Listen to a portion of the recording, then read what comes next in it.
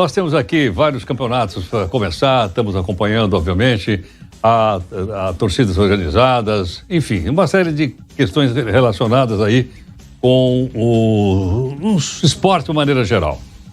Mas há também aqui uma notícia que nós apuramos, dizendo que o Brasil é o país com mais jogos suspeitos, vou repetir a palavra, suspeitos de manipulação. Antigamente, quando eu juntava aquele álbum de figurinha, a gente chamava o seguinte, o juiz está na gaveta. Na época eu falava, o juiz estava na gaveta, não é? Ou aquele jogador tal ajudou o time tal, não é? Nós vimos aqui um jogo, não sei se vocês já ouviram falar, tem no YouTube, entre a Argentina e o Peru, em que a Argentina precisava ganhar de quanto? 7-0, 5-0, sei lá. E os jogadores do Peru e tal, então eles mesmo marcaram um gol contra o time deles para a Argentina poder ir para frente. E vai por aí afora. Mas nós pedimos aqui o advogado, especialista em direito desportivo, doutor Felipe Augusto Laschi, para conversar conosco. Doutor Felipe, muito obrigado aqui por atender a Nova Brasil. Bom dia, Heródoto. Prazer é meu. Obrigado pelo convite. Muito obrigado. Felipe, conta o seguinte, é muito folclore ou são fatos reais? De dizer que ajudou, não ajudou, o juiz meteu a mão e vai por aí afora. Não é folclore, não. A gente tem diversos casos no Brasil e no mundo em que houve ou suspeitas ou mesmo confirmadas as manipulações de resultado. E muitas delas estão ligadas a apostas esportivas, que é também um tema que está na ordem do dia aqui no Brasil, né? E aí você até lembrou bem do caso do Peru com a Argentina na Copa de 78, que a seleção peruana, ou melhor até, a seleção argentina precisava vencer a seleção peruana por pelo menos 4 gols de diferença. Acabou que foram 6 gols com umas ajudinhas ali bem suspeitas, para dizer o mínimo.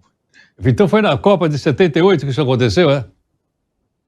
Isso, quando a Argentina foi sede da Copa, e naquela época o regulamento era diferente, porque hoje em dia, a última rodada, os jogos acontecem todos simultaneamente, justamente para evitar esse tipo de situação. Naquela época não, o Brasil já tinha jogado a partida dele anteriormente, então a Argentina, quando entrou em campo para enfrentar o Peru, já sabia de qual resultado ela necessitava para se classificar. E aí, com isso, acabou que fez o resultado de que necessitava mesmo, né? E um pouquinho mais, é claro. Para disfarçar ali as suspeitas, vamos dizer assim. Então, Felipe, agora com essas casas de aposta, parece que tem mais de, 250, todas elas baseadas em paraísos fiscais, porque não regulamentaram ainda no Brasil, né? E aparece a palavra bet. Uma série delas tem o nome bet, que em inglês significa apostar. E aí? Aí seria ainda mais, uma coisa ainda mais sensível, não? Então, a aposta esportiva é uma realidade no mundo como um todo, inclusive no Brasil. A gente tem um ditado no direito que é quando o direito ignora a realidade se vinga e ignora o direito. Então a gente também não pode fingir que não existem as apostas esportivas. Elas existem, muitas delas estão os sites, né, que hoje em dia está cada vez mais fácil apostar, porque antigamente a gente só conseguia fazer esse tipo de conduta, vamos dizer assim, né, aposta em uma loja física. Hoje em dia não, a gente tem a internet que nos facilita muito esse tipo de situação, e os sites eles ficam hospedados muitas vezes em paraísos fiscais, como você mesmo comentou, mas não só, tem sites hospedados na Irlanda, na Inglaterra, em países que já regulamentaram o segmento de apostas esportivas. E isso, sem dúvida, facilita muito. E aqui no caso do Brasil, nós temos algumas vulnerabilidades, alguns gargalos, como o fato de nós termos mais de 5 mil partidas oficiais por ano. Isso potencializa o número de jogos em que as pessoas podem apostar. Nós temos cerca de 90% dos jogadores que recebem até 5 mil reais.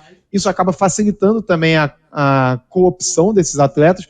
É claro que o quanto uma pessoa ganha ou deixa de ganhar não influencia necessariamente no caráter. Mas aí nós temos um outro ditado muito famoso na vida cotidiana, que é a situação faz o ladrão.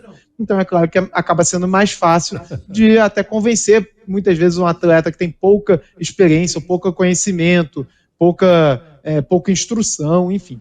E o mercado não ser regulado aqui no Brasil, por mais que nós já tenhamos a lei que aprovou, permitiu as apostas em cotas fixas, que é basicamente isso. A gente entra num site, por exemplo, vê lá qual que é a odd, um outro termo em inglês, que é a cotação, vamos dizer assim, daquela aposta, e a gente sabe quanto que a gente vai ganhar se der aquele resultado. Então, por exemplo, o jogo do time A contra o time B, a odd no time A está de 2 e a do time B está 4, por exemplo.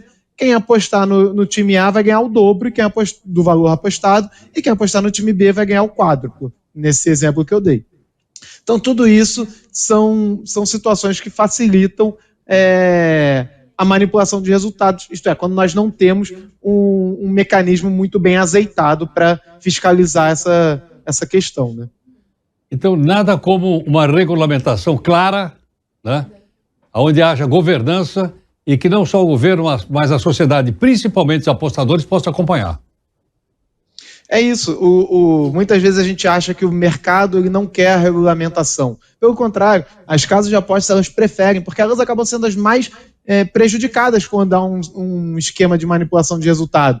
Porque a odd, né, essa cotação, é calculada de acordo com a probabilidade do histórico que a casa de apostas tem daquele evento acontecer. Então, daquele jogo entre o clube A e o clube B, se o clube A, a princípio, ele é muito melhor do que o clube B, a chance de o clube B vencer a partida, o time, né, desse clube B vencer a partida, é muito menor. Então, a probabilidade para quem apostar, o ganho vai ser muito maior. Se houver uma manipulação de resultado e esse time que era o menos provável vencer, acabar vencendo a partida, a maior prejudicada é a própria casa de apostas, porque é ela que vai ter de arcar com muito mais dinheiro pagando aqueles que apostaram nesse time B, né? Então, o mercado regulado é melhor para todas as partes. E para o consumidor, que nada mais é do que o torcedor, também é muito importante, porque com a regulação ele consegue cobrar como consumidor que no caso de, eventualmente, a casa de apostas deixar de pagar o valor ao qual ele tinha direito. Então, é um ganha-ganha, como a gente diz. E em inglês, mais uma expressão win-win. É uma relação que todas as partes acabam se beneficiando dela. Então, Felipe, bom, eu não erro uma quando jogo o meu time. Quando jogo o Coringão, eu já vou lá e aposto direto no Coringão. Até agora eu não acertei uma. Sem manipular resultado, né, Heraldo? Obrigado, doutor Felipe. Muito grato. Obrigado a vocês. Um bom dia a todos. Doutor Felipe Augusto Loche, advogado, especialista em direito desportivo. E você joga em quem? Você joga naquele que não tem mundial, né? Que eles têm até avião, Heródoto. Até avião, aquele lá? Até avião. Vai ser abatido, hein, meu? Agora avião... Qualquer hora vai ser... A hora que ele passar em cima do Taj Mahal, o repórter Rafael Teva vai estar armado com aqueles Patriot, certo ou não? Que vai derrubar. O jato da tia Leila só passa lá pelo Taj Mahal.